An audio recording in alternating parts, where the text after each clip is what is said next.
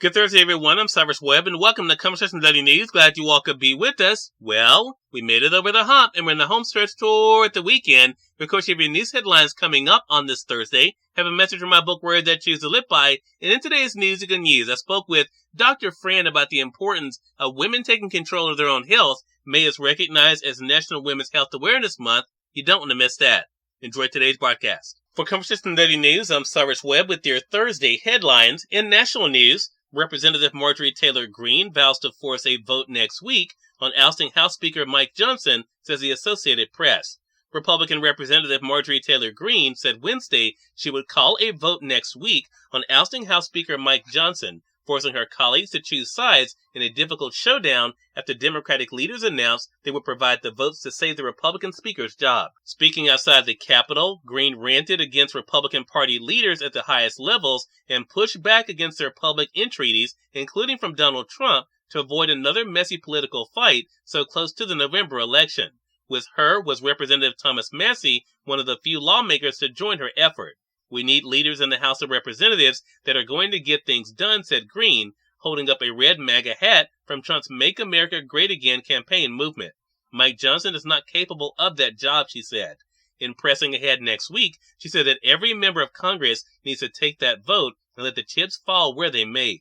The standoff with Greene, one of Trump's most enthusiastic supporters, risked throwing Republican control of the House into a fresh round of chaos as rank-and-file lawmakers will have to choose between ousting Johnson as a speaker or joining with Democrats to keep him on the job. Johnson, in his own statement, said Greene's move was wrong for the Republican conference, wrong for the institution, and wrong for the country.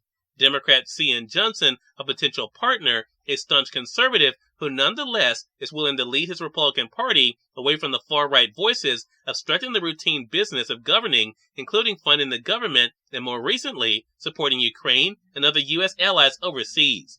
The Democratic leader, New York Representative Hakeem Jeffries, and his team issued a joint statement this week saying it was time to turn the page on the GOP chaos, announcing that the Democrats would vote to table Greene's motion to vacate the Speaker's office, essentially ensuring Johnson is not evicted from office, at least on this attempt. Johnson's public opponents are few at this point, and less than the 8 it took to oust now former Representative Kevin McCarthy last fall in the first ever removal of a sitting Speaker from the powerful office that is second in line of succession to the president. Just one other Republican, Representative Paul Gosar of Arizona, has joined Greene and Massie in their effort. In more national news, Rob Marciano out at ABC News and Good Morning America meteorologist after 10 years. The exit comes in the wake of a 2023 report claiming the meteorologist was banned from GMA tapings after he allegedly made a colleague uncomfortable, says Entertainment Weekly. ABC News and Good Morning America meteorologist Rob Marciano is no longer with the network. A source familiar with the situation confirmed the news to Entertainment Weekly. A March 2023 report from Page 6 claimed that Marciano, who had been notably absent from Good Morning America for months, was banned from GMA tapings after he allegedly made a colleague feel uncomfortable. A spokesperson for ABC News declined to comment, while a representative for Marciano did not immediately respond to EW's request for comment. In more national news, UCLA cancels classes, 300 arrested in New York, amid college protest.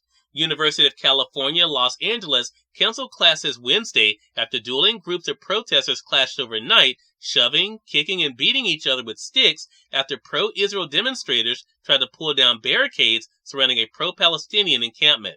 Hours earlier, police burst into a building occupied by anti-war protesters at Columbia University, breaking up a demonstration that had paralyzed the school. University of California President Michael Drake said 15 people were injured, including one who was hospitalized during a protest that turned violent. Police were summoned to the University of California to help restore order early Wednesday. In entertainment news, Taylor Swift's The Tortured Poets Department hits #1, with songs claiming the top 14 spots, as the Associated Press.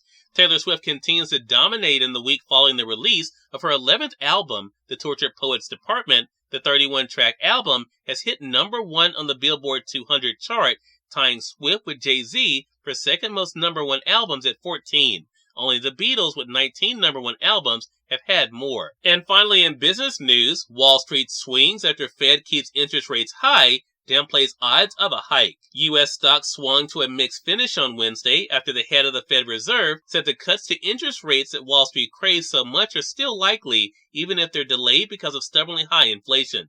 The S&P 500 fell 17 points, or 0.3%, to 5,018 after the Fed held its main interest rate at its highest level since 2001, just as markets expected. The index had rallied as much as 1.2% in the afternoon before giving up all the gains at the end of trading. The Dow Jones Industrial Average rose 87 points, or 0.2%, to 37,903, and the Nasdaq Composite lost 52 points, or 0.3%, to 15,605. Cyrus Webb, Conversations Daily News. It's now time for a message from my book, Words That Choose to Live By. Enjoy. Good Thursday, everyone. I'm Cyrus Webb, and welcome to Words That Choose to Live By. Though it is not always easy, you have to be able to let go of that which hurts the most. It's your decision. Let's make the right one today. Have a great Thursday. We are part of my conversation coming up with Dr. Fran and today's news you can use. Stay with us. You're listening to Conversation Daily News. For Conversation Daily News, I'm Cyrus Webb with your news you can use. Dr. Fran joined me on Conversations Live, the radio show, to discuss ways that women can take charge of their health. Here's a bit of our conversation. Dr. Fran, thank you so much for the time today. Really appreciate it. Thank you so much for having me. Happy to be here. Well, this is an important topic. I tell my mother all the time, it seems like, especially when it comes to women, they're always looking out for others, not always taking out the time for themselves. But what are some simple ways, Dr. Fran, that women can take charge of their health? Absolutely. It's so important that we're really focusing on ourselves while we're taking care of everyone else. So as we know, the majority of health happens outside of a doctor's office. So really looking at day-to-day changes that you can make in your lifestyle that can really benefit your health. Those include really focusing on healthy eating. How can you take in more vegetables throughout the day, making sure you're focusing on protein and fiber. That's so important, especially as women. Finding ways that feel good to move our bodies, whether that's getting more steps in throughout the day, taking an exercise class, or finding a new stretching routine.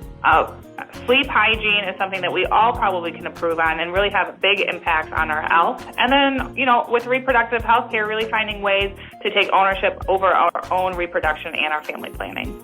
Such an important thing and something that definitely is in the news a lot these days, Dr. Fran. So what are some not-to-be-missed appointments that our audience needs to know about? Absolutely. So we want to see you at your OBGYN's office once a year.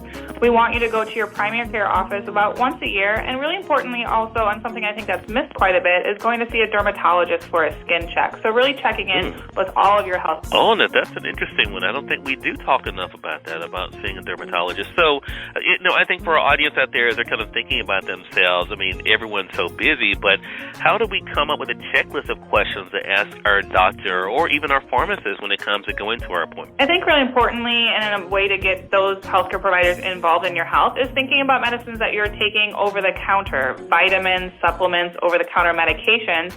You are seeing a much increase of access to medications over the counter, especially in the reproductive healthcare space. So talking to your OBGYN, your primary care doctor, or your pharmacist to see if any of those new medications are appropriate for you is really highly recommended. Cyrus Webb, Conversations Daily News.